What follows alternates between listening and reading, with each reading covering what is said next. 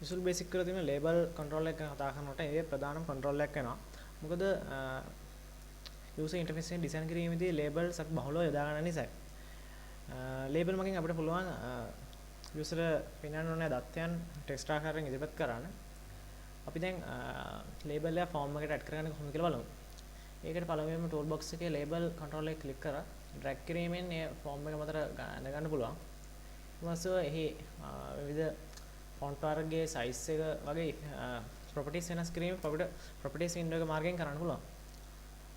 මේ properties window එකේ දක්න ලැබෙන caption කියන property එක යටතේ අපිට label එකේ display වූ text එක ලබා දෙන්න පුළුවන්. ඒ වගේම font property එක වෙනස් කිරීම මගින් අපිට පුළුවන් label එකේ font එක, ඒ වගේම font style එක, වගේම font size එක select කරන්න. ඊට පස්සේ OK කිරීමෙන් අපිට apply කරගන්න පුළුවන්. මේ තමයි අපි මූලික වශයෙන් label එක form එකට ඇතුළත් කරන්නේ ඒ properties වෙනස් කිරීම සිදු කරගන්නේ.